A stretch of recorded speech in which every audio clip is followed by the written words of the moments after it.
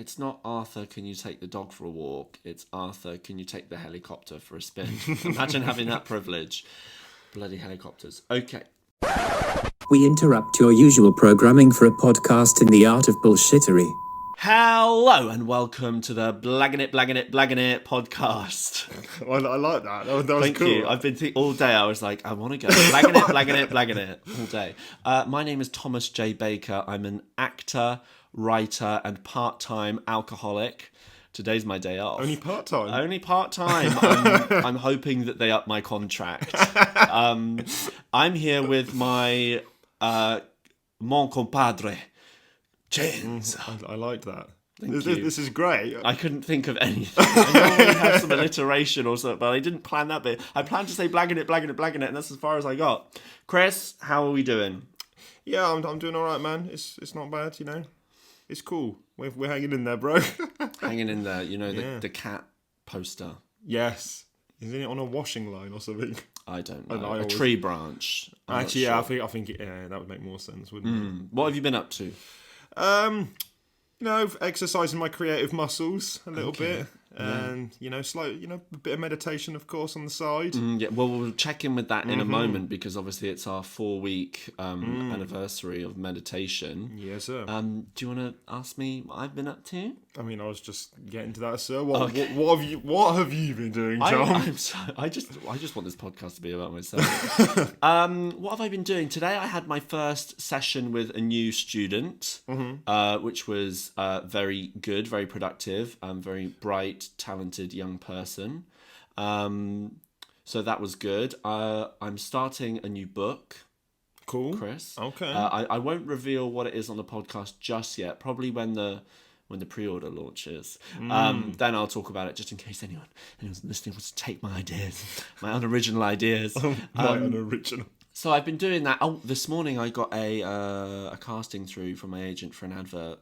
Okay. So that's fun as a video gamer. So hopefully I get that. That was quite. I had to take a picture of myself with holding a video game controller. So I just went upstairs and took Henry's headset on and was just like my best geeky face. So stuff's happening. It's been good. The sun's out. It's very warm in this room today. It is, yes. It's about to get even hotter. Chris, we'll start with our final.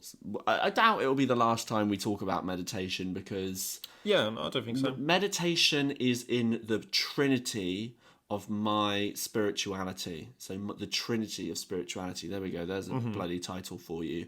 And this gorgeous triangle is manifestation. Okay. Which we'll try and talk a bit about today because not everyone knows what manifestation is or there are preconceptions about it. Mindfulness, which we've talked about a lot, becoming more aware, becoming more grateful, etc. And they're all topped off the beautiful ragu of our spirituality bolognese is meditation. Yeah. Because when you're trying to make a change in your life, a purposeful and beneficial change, there's always that voice in the back of your head, that dark voice that goes, this is a waste of time. This is some hippy-dippy bullshit that you've seen online or you've read a book or you've heard someone, you've listened to a podcast. Yeah, you're always a bit sceptical of it. And you think your life's good. You think your life deserves to change. No, you deserve to be punished and you deserve to roll around in the muck because you're a crap, pathetic human being. Jesus. Just got the email through from my agent. I've been confirmed for the casting round. No. All right. Manifestation, law of attraction. I spoke about it. It happened right here, right now on the Blaggin' It podcast. Woo! Chris, while I reply to Audrey, my agent, no, I'm joking. No, mate, you do your thing, man. It's okay. Okay, maybe I will. Yeah, just do your thing. I can multitask. Chat to me about what have you been up to during lockdown? I probably shouldn't say I've been working in Tesco. Although I probably also shouldn't be saying this on a podcast that's accessible to anyone, anywhere. What have you? I'm going to answer that after the podcast because I want my mind to be with you, Chris. Oh, wow, I appreciate my mind, that, sir. body, and soul. Okay. It's buy two get the third one free. I don't know what I'm talking about. Chris, talk to me about meditation. What has been your experience about this meditation. week?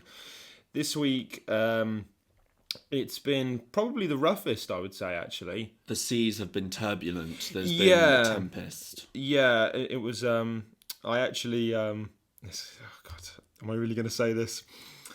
Yes, you are. You've said it now. Yeah, well, I'm going to. So it was actually only this morning that I cut one of my sessions short Okay. because I was like, I bailed out. I was like, I'm not doing this. Like, Back out. Yeah, I bailed. And I'm kind of disappointed that I did that. Yeah. But yeah, it was a bit much for my liking. I was like, You got cool. too close to the sun. Chris, so I go to the gym, I do an insane workout, I do the abs, I do the flexors, I do the bicep, I do all of that crap, yeah. How do I feel the next morning? Probably aching and a lot of pain. Yeah, I'm in a lot of pain. The muscles have been ripped apart. I fucking ripped them apart, fiber for fiber. What happens in about 2 weeks' time? I mean, I imagine you're quite comfortable doing this workout. The muscle has grown and got bigger and stronger, and we keep using muscles as imagery for meditation. Yes. So you've got to go through that fucking fire, Chris. And I know it sounds easy for me to say. And I don't want to as I said before we recorded, I don't want to mansplain or sound patronising. But the deepest, darkest places where there is the most pain, the most fire, is what you have to go through.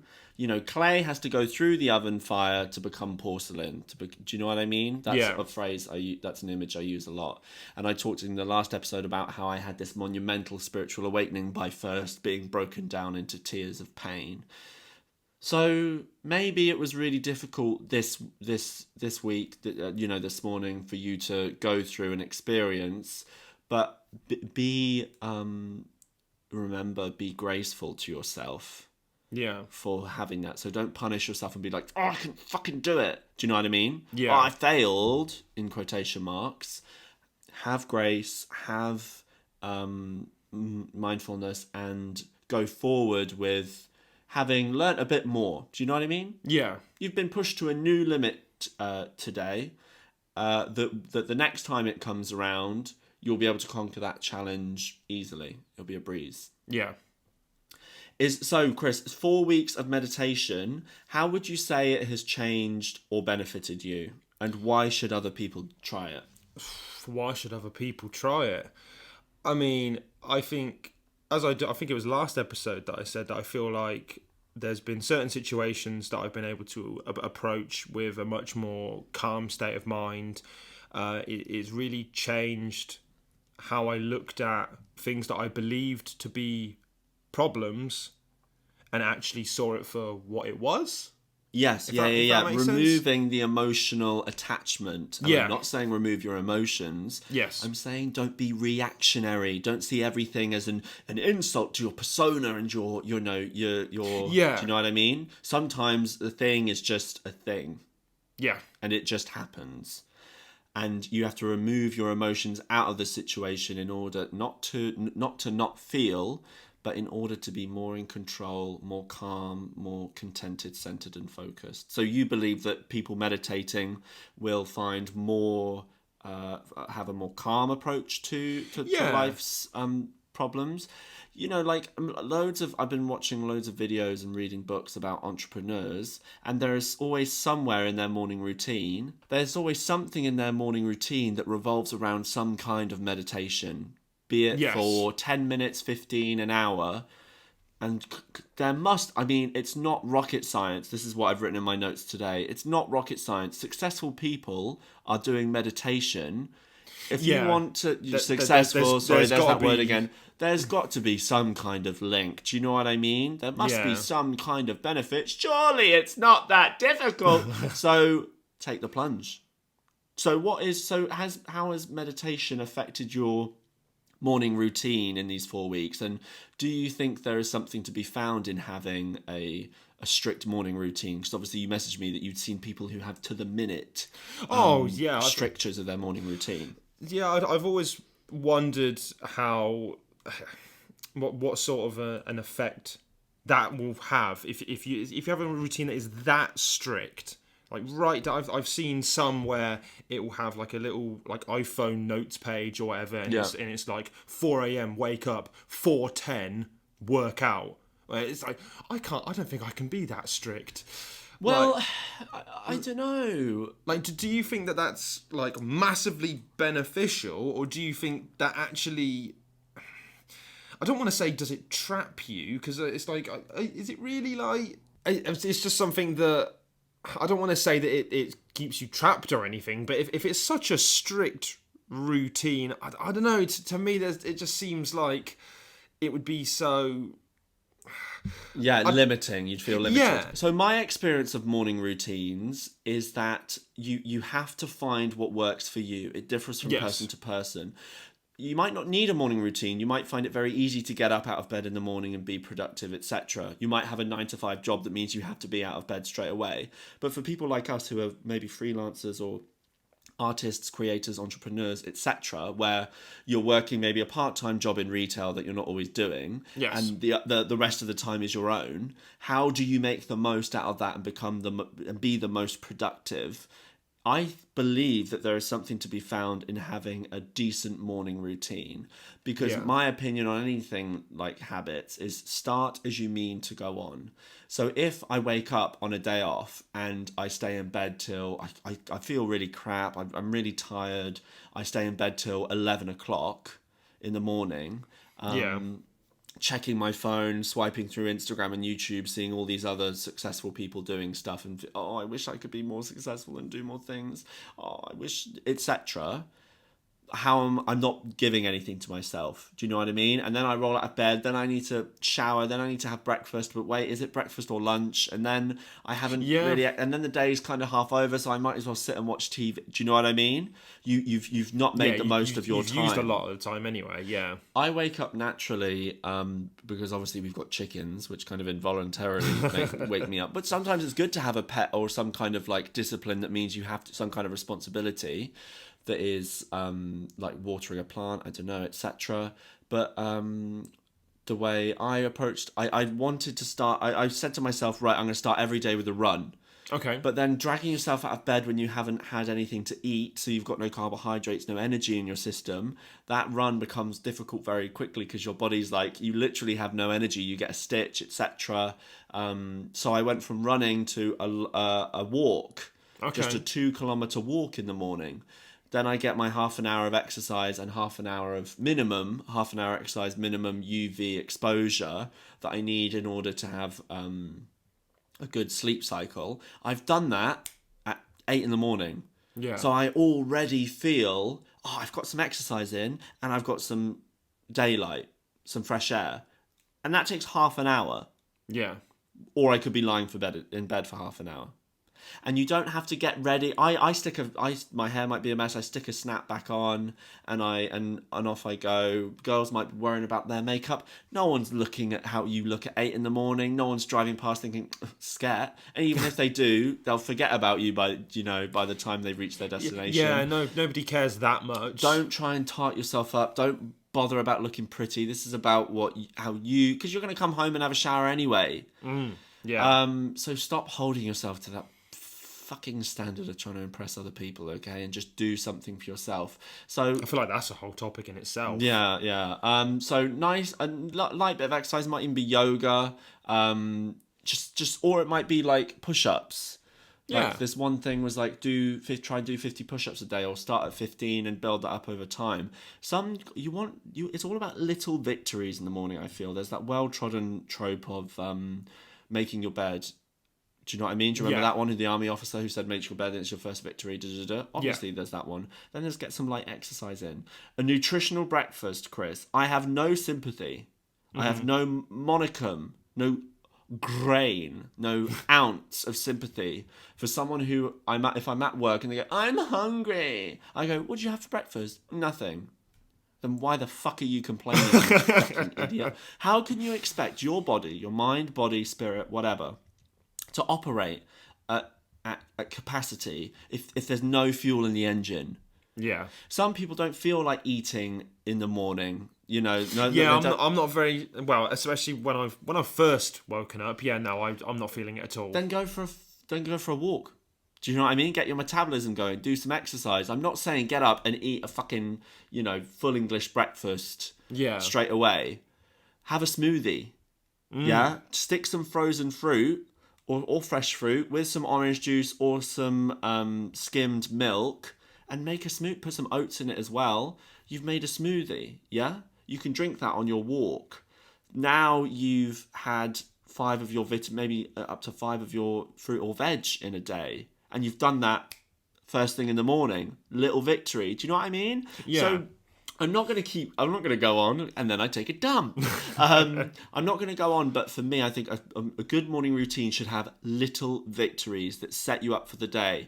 I've got my UV exposure. I've got some exercise in. I got five of my fruits or veg in. So that if the day is shit, if nothing comes through from your agent, your classes that you teach are wank, which doesn't happen in my classes, available now at thomasbakeractor.com, or you get fired from a job or a customer was shit to you. If those things happen, at least you can say, I got some exercise, I got some sunshine, I got my 5 a day. Yeah. Do you know what I mean?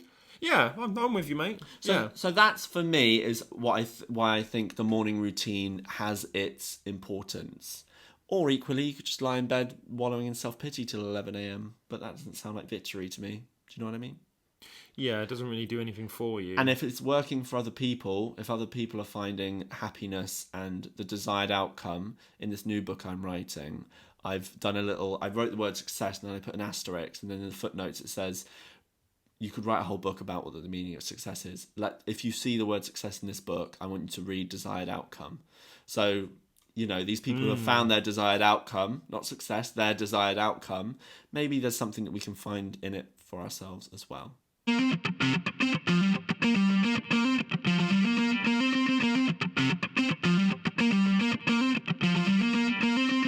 Hello and welcome back to the Blaggin podcast, a lifestyle podcast where other shows would tell you how to get ahead in life. We're just trying to help you survive it. I forgot that from the intro, Chris. Oh, okay. That's okay. Better late than never. Yeah, I knew there was something off about the intro. After blagging it, it was a free-for-all. It just really threw you off there, bro. Yeah, but that's okay. Chris, today's subject, I wanted to address the idea of rock bottoms. Yes. Okay. The breaking point and the question, am I okay? So go. It's a very serious question, isn't it? It's a very serious question, but I don't think it has to be. You tell me why you think it's a serious question, and I will tell you the benefit of a breakdown.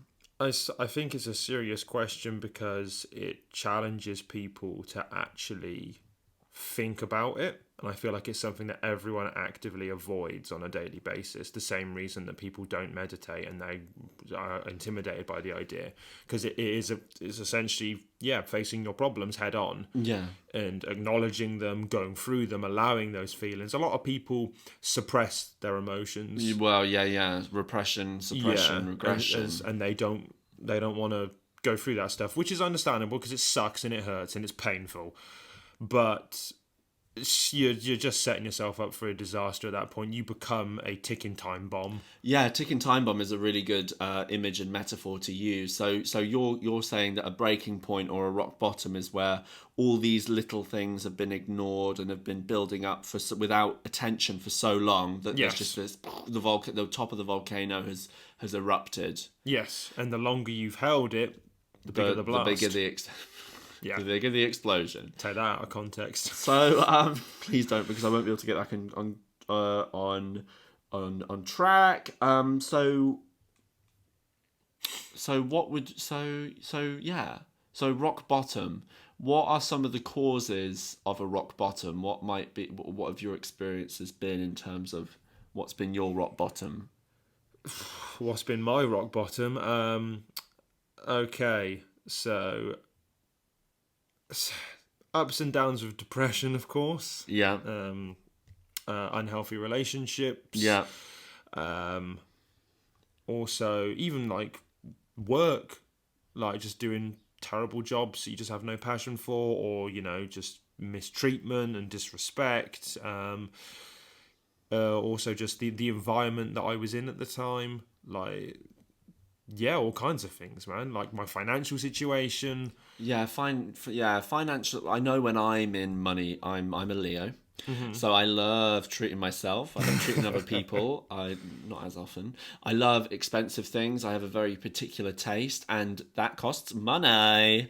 And when you do have these financial problems, I know for me, when I have a financial problem, it kind of seeps into and poisons every moment of my day, because Okay. if I find enjoyment or pleasure in something, the inner critical voice kind of goes, why are you enjoying this thing? You owe this money to this. You need to pay this debt. You need, what you do. Why are you wasting this time talking to your chickens? You need to be working. Do you know what I mean? Suddenly I can't have something that's emotionally fulfilling because I'm like, got to pay this debt, got to pay this money. Do you know what I mean?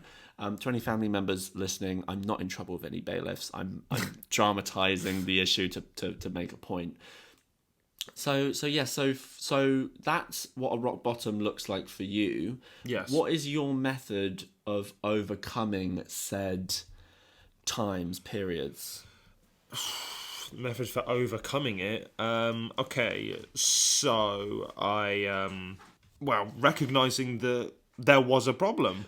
Recognition, awareness. Yeah. Yes.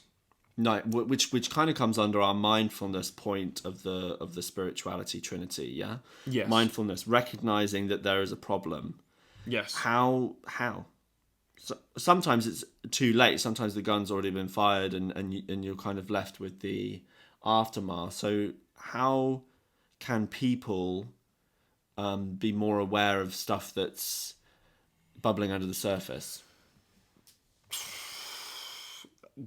Blimey. Okay. I suppose as to tie into the whole mindfulness side of things, it is just, maybe I don't know how to word this, man. Like, it wasn't until I really thought about myself and just. So for me, when I realised that there was an actual problem here, was that English, Chris, for goodness sake. It would help. Yeah, it would help.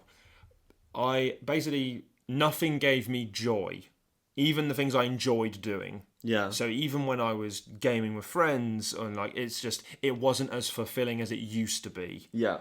And for me, the rock bottom it wasn't that I was feeling sad or I was feeling lonely or anything. It was that I was feeling nothing at all. Numbness. Yeah, there was just nothing at all. And that's when it kind of became like, damn, okay, like nothing is benefiting me here. Like the things I used to enjoy doing, I just get nothing from it. I don't feel any different. So that was when I kind of first realised there's a problem here. Do you know why that is now, or do you want me to tell you? I would, please do, Tom. Gratitude. The reason why you didn't feel anything towards any of these things is because people have a lack of experience in gratitude. So we talked a bit about my gratitude journal last time. Mm-hmm. If you don't keep track, if you are not mindful for the little things, the day-to-day things that you are grateful for, and it sounds hippy-dippy bullshit. Yeah. Okay. I'm with you, though. Keep going. But being grateful for the sun, being grateful for food, for living in a house when other people don't, for being healthy. Yeah. You don't have any physical disabilities that prevent you from doing your day-to-day thing. How often are we conscious and grateful for that?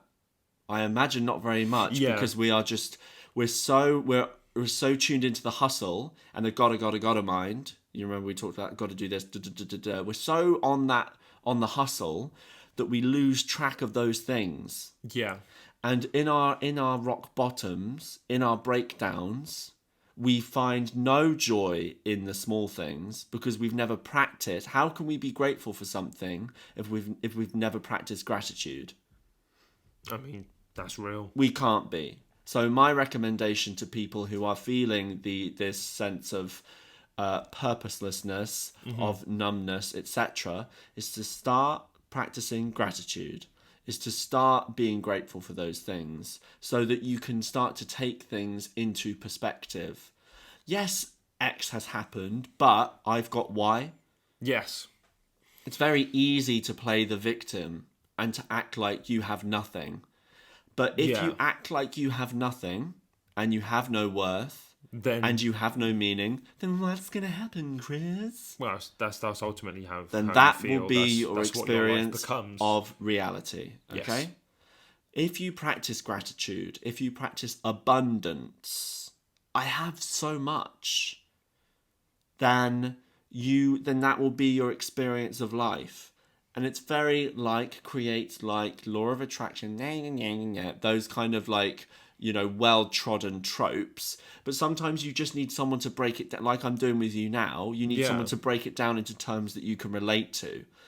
Far too often we ignore how healthy we really are. Yeah, there might be a bit of flab around the sides that we wish we could tuck and get rid of. Yeah, we might wish we want to have a six-pack.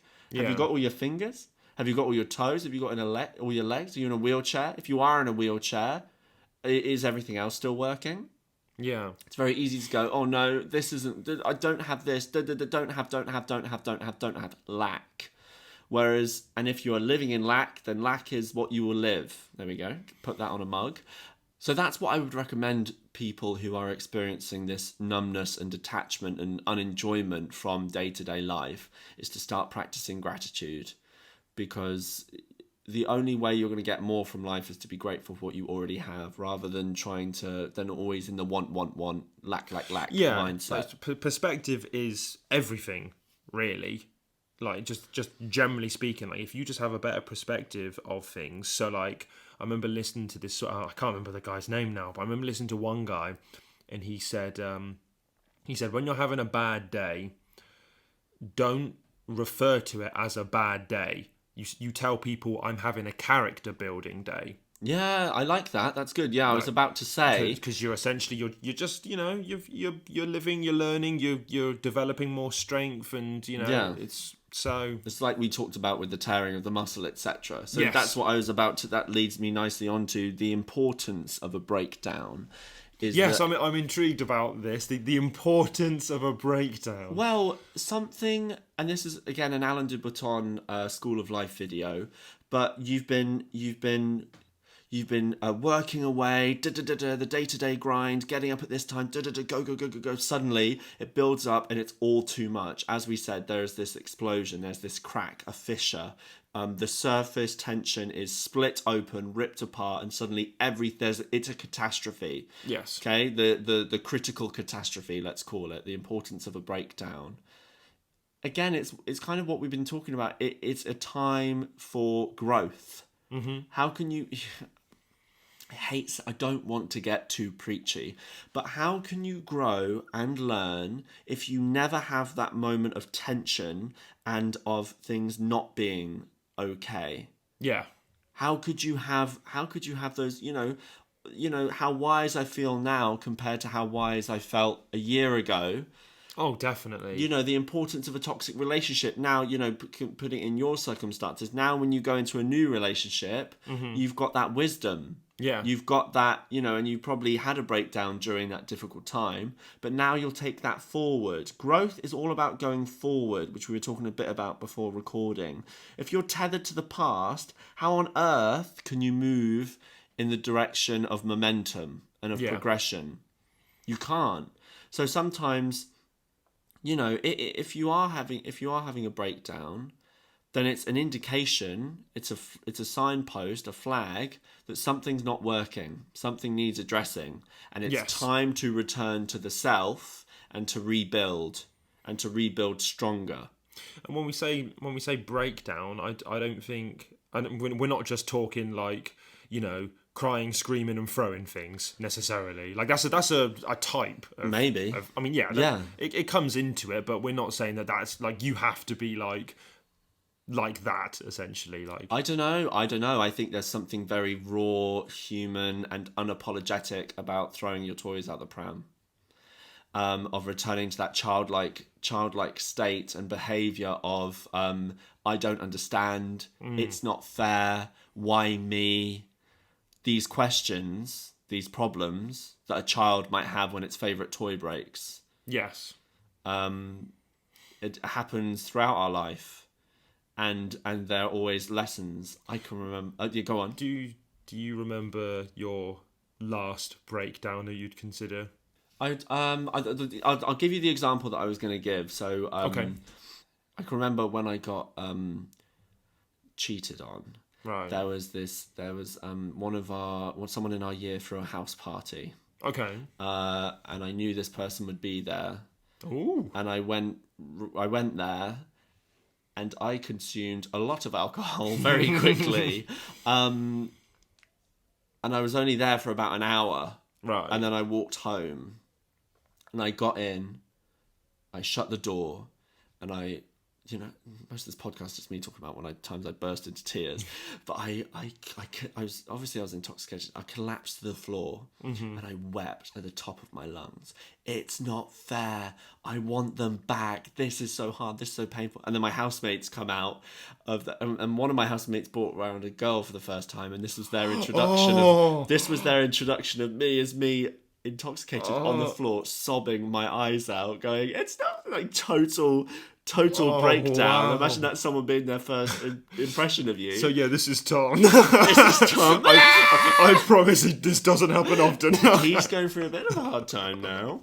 And there was that. But Did you ever meet them again? who The woman whose first introduction. Oh Did you yeah, ever see them again? yeah. She then became my best mate's like.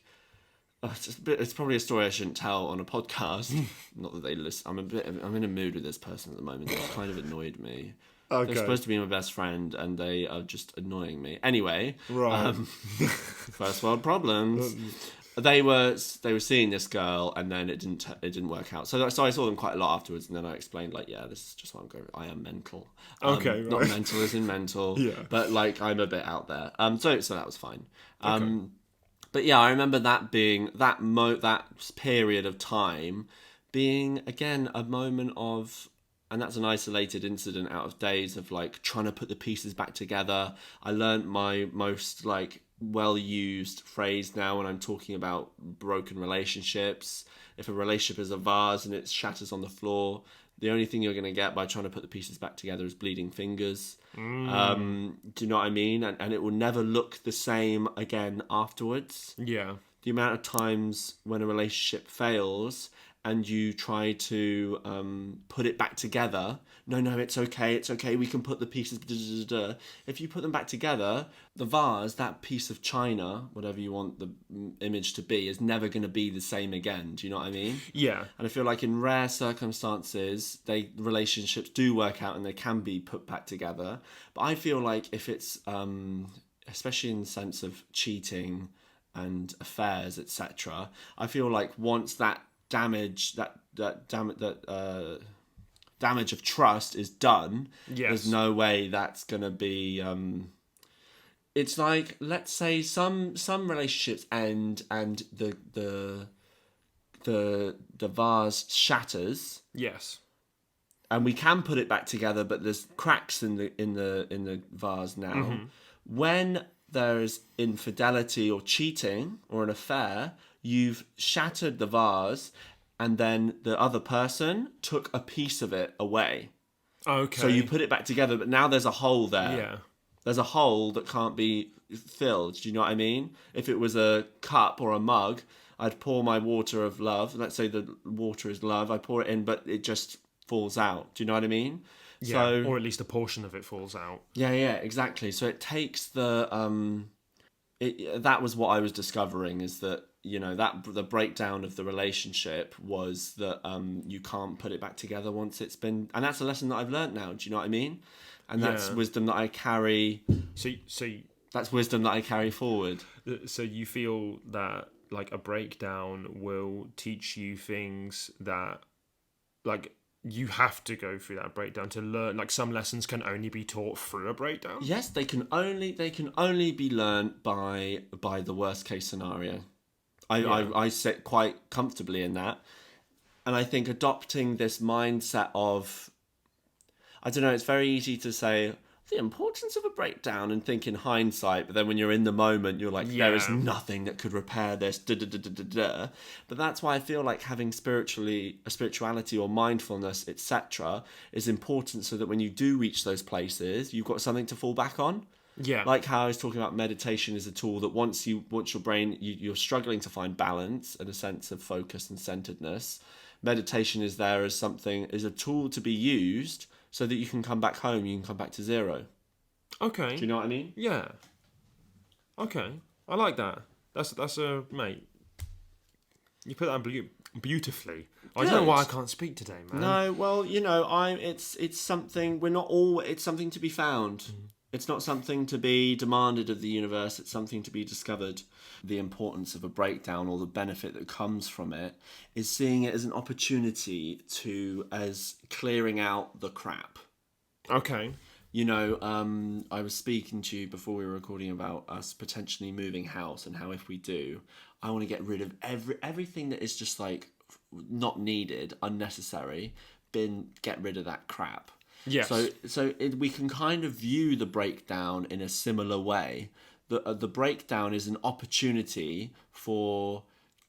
Almost like the home, like your house is the mind. Oh, I've used that multiple... I always use that analogy. Another one is like a garden. So like weeding is what meditation is. Pulling the weeds up. Yep. And we can use that image as well of getting rid of the stuff that's dying, etc. But if I'm clearing out the house, I'm throwing away the things that aren't needed anymore and that I can forget about and that aren't giving me in life. If nothing is giving you any benefit, any purpose, fulfillment, joy, axe it. And that's the kind of minimalism approach as well. I remember I had a big clear out recently. Like, I could literally, everything that I need is on this desk right now. You could steal everything else you wanted from me. Yeah. Including my Nintendo Switch, although I'd struggle without Mario Kart in my life. And I'd have everything I needed to sustain my, maybe my car as well, that would be helpful. But my business of teaching, I've got my phone, so on the Kindle app, I've got every book ever written. I've got my keyboard, so I can keep writing. I've got my mic, so I can keep doing the podcast. I've got a mug, so I need a kettle as well. But do you know what I mean? Like for the most part. But anything else, I don't need. Yeah. Do you know what I mean? And so we can view a breakdown in a similar way. It's an opportunity to spring clean the crap that's going on in the head, in the heart, etc. Yeah. What do you think? I'm with you. Yeah. I think that's a good way of putting it. Yeah. And once once you put something into like a perspective like that, or like an analogy, if you will, it does become a lot easier to understand. It almost seems kind of obvious as well, doesn't it?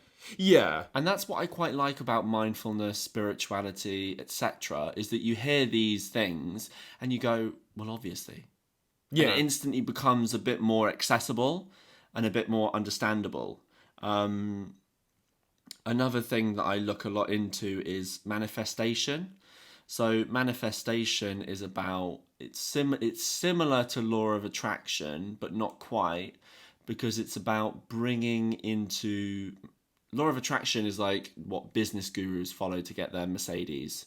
Okay. Whereas manifestation is more about how do I bring into being what I already am, what is already a part of me. Okay. So, for example, a question I ask myself if I'm experiencing quite a negative emotion or going through something that's quite toxic is, what am I manifesting right now? So the thoughts that I'm having, the words that I'm saying, the things that I'm writing, if that is that is conjuring up negativity within me, then that will be my experience, my perception of reality. Okay. And sometimes it can be... Manifestation is like your call. So the universe is a waiter. You're in a restaurant, okay? Life is a restaurant, and the universe is the waiter. And you go, hey, waiter, I want to be happy. Yes. But if you went into a restaurant and you just said, oh, waiter, I'm really hungry. Can I have some food? The waiter's going to say, well, what What do you want? What food do you want? Yeah, we have a whole menu of things. Yeah. Like, I'm not going to guess here, bro. So the universe likes specificity, yeah? So it's not enough for us just to say, I wish I was happy. I want to be more happy. Yeah. I'm not happy. What are you going to... What do you need to feel happiness? Yeah, what do you need to manifest in order to be happy? So today, when I started writing my new book, I know that by pursuing that, I'm manifesting what I want. I'm manifesting that creativity. I know that I'm sending the message out. I'm placing the order to the universe that I've got something to say and people need to hear it. Just like when we started this podcast. Yes. I didn't premeditate or preconcept, Oh, how many people are we going to reach? Yeah, Is yeah, anyone going to care about what we have to say? No, exactly, because again, that's a thought of lack. Yes. A thought of I don't have. But by saying I've got something to say and people need to hear it, I went on that. What materialized was this productivity, was this creativity, was this platform. Do you know what I mean? It came into being. It manifested. Yes. As simple as maybe naive as that sounds, but if I do not think these things, if I think I don't have a voice worth listening to, I don't have worth, I don't have value, then that is what will be. It's as simple as that. Yes. So it comes back to the gratitude journal every morning, the affirmation. I am valued. I am valuable. I am valued. Even that's another one. I am worthy. I have, etc. By speaking that out into the universe, it will be your, because you believe it. Do you know what I mean? Yes. And it isn't I am happy, because if someone's going through a particularly difficult time at the moment, it's very easy and very naive to say to someone, "Oh, just be happy." Yeah. But think about what makes you happy and what you would want in order to be happy, and then make that call to the universe. Yes. And the universe, and by speaking that into vibration, by putting that into thoughts will naturally become action. Yeah. Yeah, no, I'm with you. I personally am a very firm, but I don't do I don't follow any religion or anything. But same. I'm a very firm believer that the universe has my back. Yes. And yeah.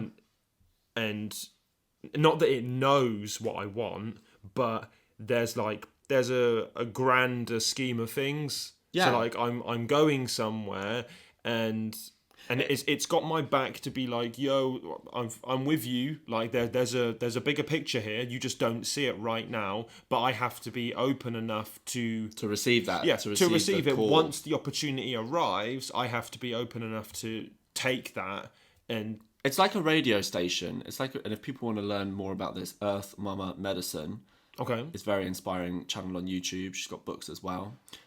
And a podcast, but not as good as this one. No, credit where credit's due. She talked about it being like a radio station. So if you're tuned into I don't have, I lack, etc., that's the tune you're going to be playing in your head all day. Yes. If you tune in, I am abundant, I have this, I have that, I am grateful, etc., that energy, that vibration will suffuse through every fibre of your being, and it will be your experience.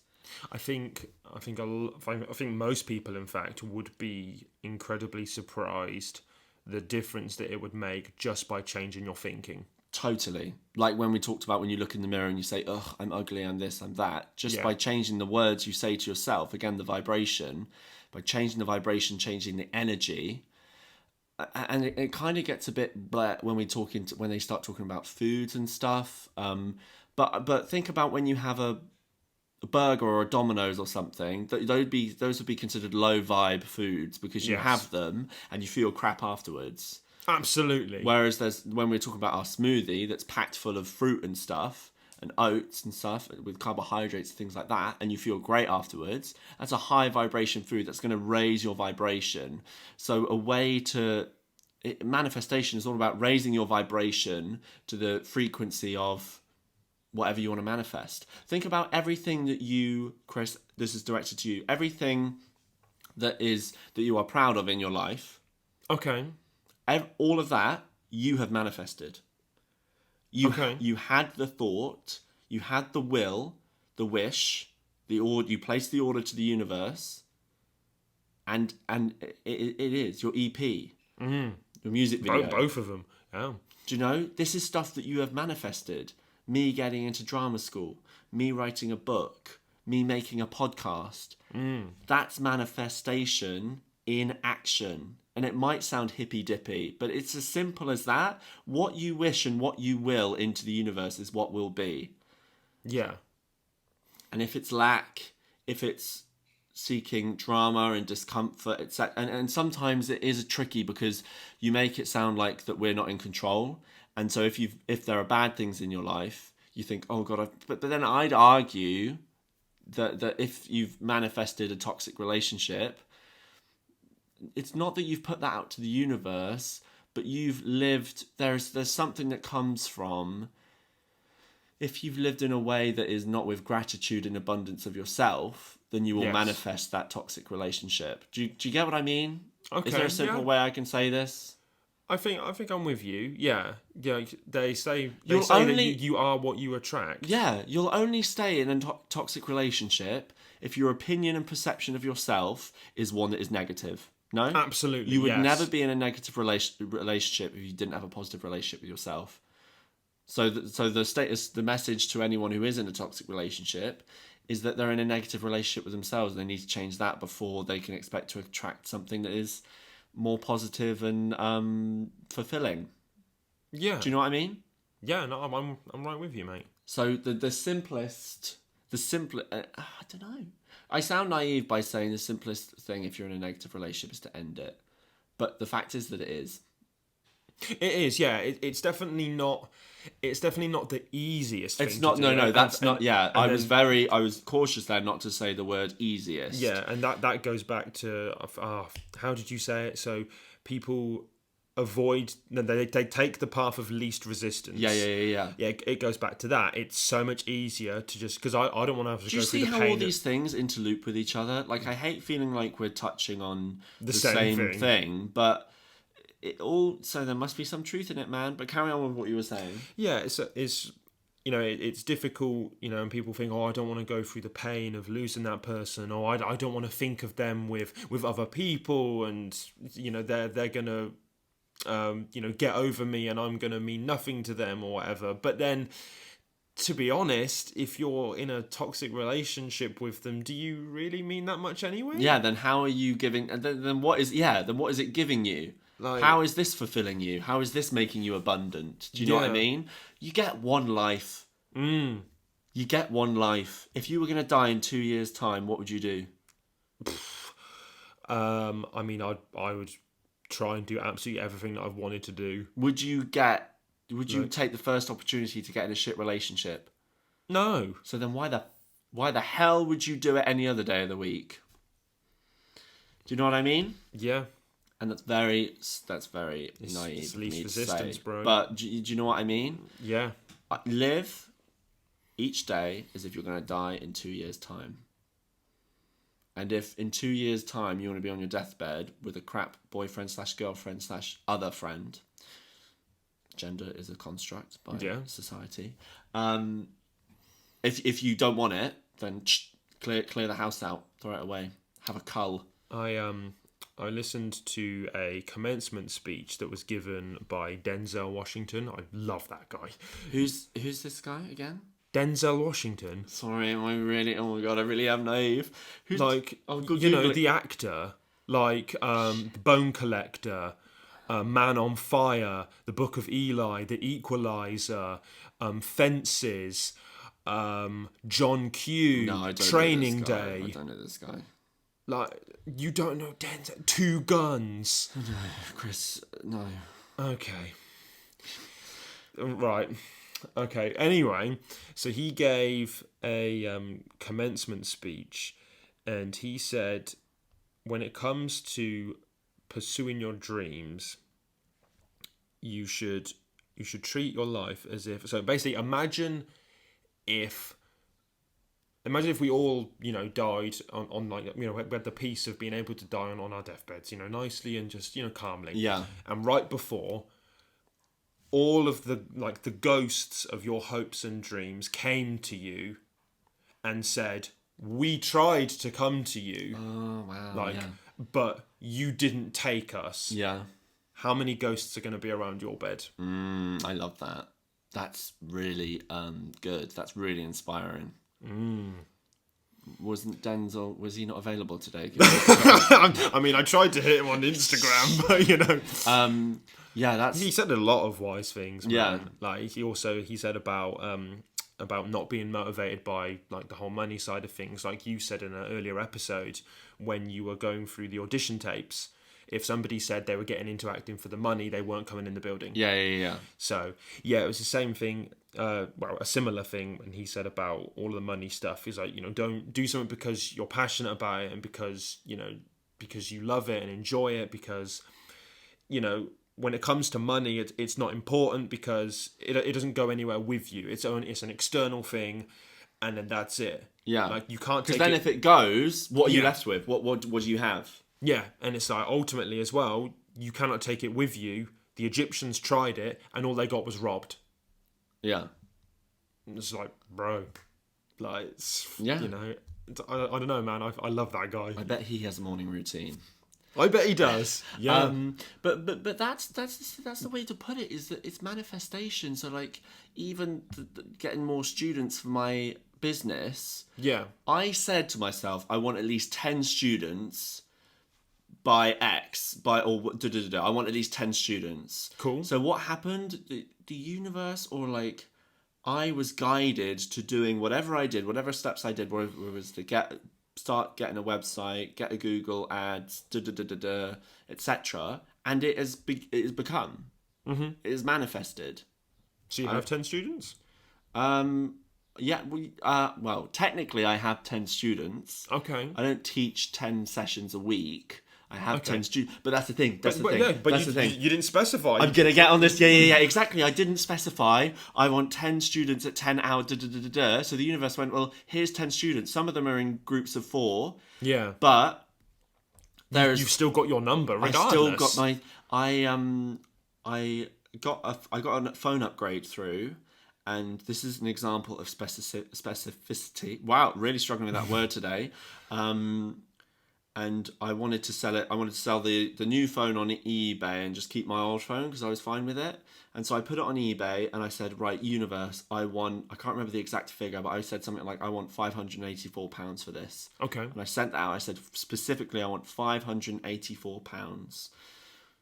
And someone bought it for like £615. But then the eBay seller fee taken off. Oh, here we go. Bought it to what did I just say? 584. Bought it to 584, and I went, shit. Don't tell me that's not freaky. And it's the same thing as, was it last episode or the episode before, when you said you wanted to talk about self-improvement? It was that morning that I thought to myself about the idea of talking about self-improvement, and then you sent me a voice note. No, it was when I got here.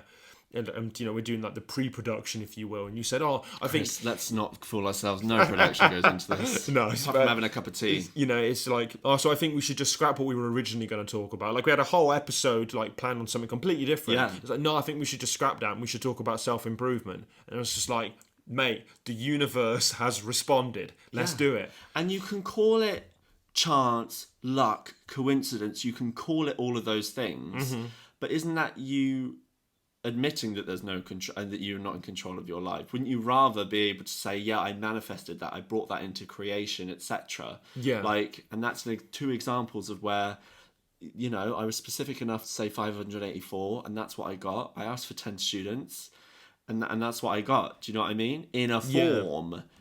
If another good, for anyone that's interested in maybe sort of, looking a little further into like manifestation and things, watch the Jim Carrey commencement speech that he does. He speaks a lot about asking the universe for things, and he has many stories about examples about like how when he was a child he wanted a new bike, and he said that he was going to go home and he was going to pray for one every single day, and hopefully one day he'd get one. He broke the promise. However, 2 weeks later, he gets home from school or wherever it was, and there was a new bike in his house. And it turns out that a family friend had won it in a raffle and thought that he might appreciate that. Like, again, it's just a matter of asking the universe. Exactly, you're right. And the thing that you said there is that the thing about manifestation, and Earth Mama Medicine says this again as well, it isn't that you have to think, right, every second of every day I need to be thinking, I am connected to Source, I am connected to God, the force of the universe. I have this Mercedes, I have this money is already. You don't have to be thinking that every moment of every day. How many times do you place your order to a waiter/waitress? I mean, whenever I'm in a restaurant, which isn't very often. Yeah, but how many times just the once. You just do it the once, Yeah. and what happens? I get the food. You get the food. So you don't need to be saying to the universe every day. Yeah. Please, may I have this? Jim Carrey didn't do that, but he'd put the order out, and it came back. Yeah. And there are ways that you can help it. There are ways to make sure that you stay on track and don't get distracted by all the other things and place too many orders to the universe. There's something called a vision board, and you can get as creative as you want with this. You can hand draw everything, you can handwrite everything, but it helps to be specific. You print a specific brand of car that you want. You print a specific amount of money that you want in your bank account. Specific productions that you want to be in. I told my agent in our first interview I want to be in Peaky Blinders. A couple of months later, a casting for Peaky Blinders came through. Yeah. Do you know what I mean? Get specific. Like, I really want an Audi R8. I don't know what that says about me in terms of cars, but I'd love an Audi R8. So if I had my vision board, I'd put my Audi R8 on there, because then I know that I'm going to be in tune to the Audi R8 station. Yeah. And in the book The Secret, which gets a bit hippy-dippy and a bit culty, but that's because it's more on law of attraction, but they talk about go and test drive your favourite car. And then you'll be on the wavelength of wanting that car. So you will be naturally steered to, right, I'm going to save my money for that car. I'm going to... Do you know what I mean? Your pastimes, the thing you spend your time and your money doing is what you want to do. If you spend your time on alcohol and cigarettes and drugs, that is you telling the universe, I want to be in that radio station, to be tuned into drugs, alcohol and cigarettes. Yeah, and you'll continue to be placed in those environments where those things will be around. Yeah. Do you think all the successful people, Elon Musk, etc., do you think they're tuned into cigarettes, drugs and wine? Wine, look how specific I was. That's my inner subconscious coming out. But do you know what I mean? No, he was tuned into, I'm an entrepreneur, I make money, and that's what became of it. And then you get surrounded by other entrepreneurs. Exactly. Like, you want to surround yourself with people that are on the same mission as you are, ultimately. Because then you increase the vibration, you increase the frequency. Do you know? It's just like, we could sit for ages and tell the people what they already know, but... Yeah, I feel like we would just go full circle all the time. We would just be relate old it all back. people. Yes. Right. Let's wrap up.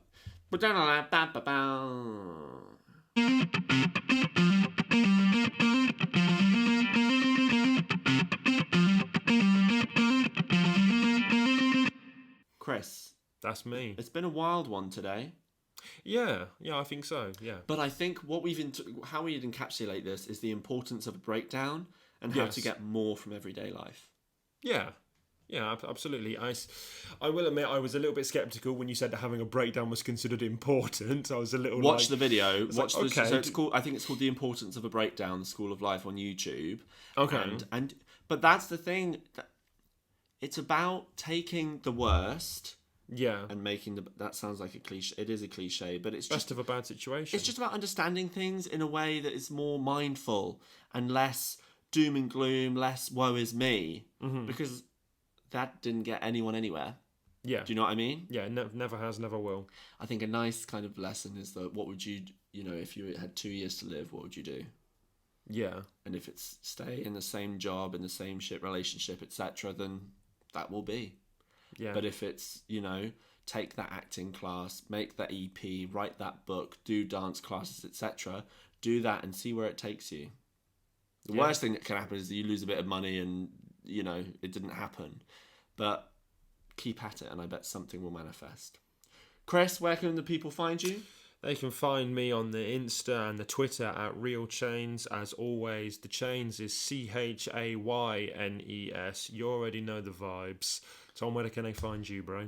Chris, they can find me on Instagram, and I don't really use Twitter, but if they want me, it's _ Thomas J. Baker. And I've also got a cheeky website. I don't know if I mentioned it. Tell them about it, man. thomasbakeractor.com.